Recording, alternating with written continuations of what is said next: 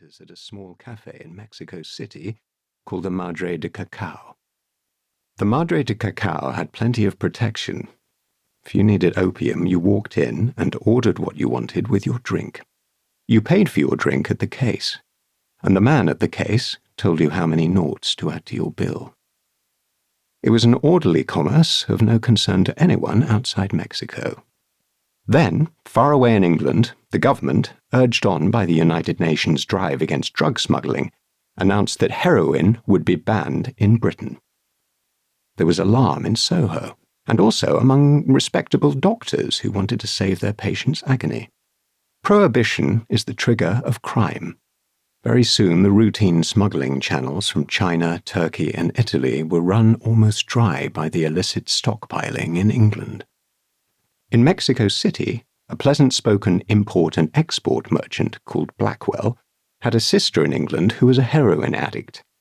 He loved her and was sorry for her, and when she wrote that she would die if someone didn't help, he believed that she wrote the truth and set about investigating the illicit dope traffic in Mexico. In due course, through friends and friends of friends, he got to the Madre de Cacao, and on from there to the big Mexican grower.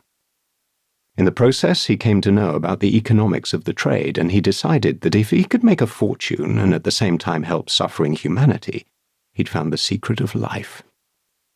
Blackwell's business was in fertilizers. He had a warehouse and a small plant and a staff of 3 for soil testing and plant research. It was easy to persuade the big Mexican that behind this respectable front, Blackwell's team could busy itself extracting heroin from opium. Carriage to England was swiftly arranged by the Mexican. For the equivalent of £1,000 a trip, every month one of the diplomatic couriers of the Ministry of Foreign Affairs carried an extra suitcase to London. The price was reasonable. The contents of the suitcase, after the Mexican had deposited it at the Victoria Station left luggage office and had mailed the ticket to a man called Schwab, care of Beauxampy Limited, WC1, were worth £20,000. Unfortunately, Schwab was a bad man, unconcerned with suffering humanity. He had the idea that if American juvenile delinquents could consume millions of dollars worth of heroin every year, so could their teddy boy and girl cousins. In 2 rooms in Pimlico, his staff watered the heroin with stomach powder and sent it on its way to the dance halls and amusement arcades. Schwab had already made a fortune when the CID Ghost Squad got onto him.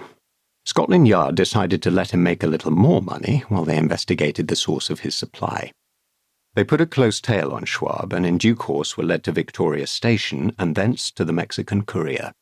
At that stage, since a foreign country was concerned, the Secret Service had had to be called in and Bond was ordered to find out where the courier got his supplies and to destroy the channel at source. Bond did as he was told. He flew to Mexico City and quickly got to the Madre de Cacao. Thence, posing as a buyer for the London traffic, he got back to the big Mexican. The Mexican received him amiably and referred him to Blackwell. Bond had rather taken to Blackwell. He knew nothing about Blackwell's sister, but the man was obviously an amateur, and his bitterness about the heroin ban in England rang true. Bond broke into his warehouse one night and left a thermite bomb. He then went and sat in the cafe a mile away and watched the flames leap above the horizon of rooftops and listened to the silver cascade of the fire brigade bells. The next morning he telephoned Blackwell. He stretched a handkerchief across the mouthpiece and spoke through it. "Sorry you lost your business last night. I'm afraid your insurance won't cover those stocks of soil you were researching." "Who's that? Who's speaking?" "I'm from England. That stuff of yours has killed quite a lot of young people over there. Damaged a lot of others. Santos won't be coming to England anymore with his diplomatic bag. Schwab will be in jail by tonight. That fellow Bond you've been seeing, he won't get out of the net either. The police are after him now."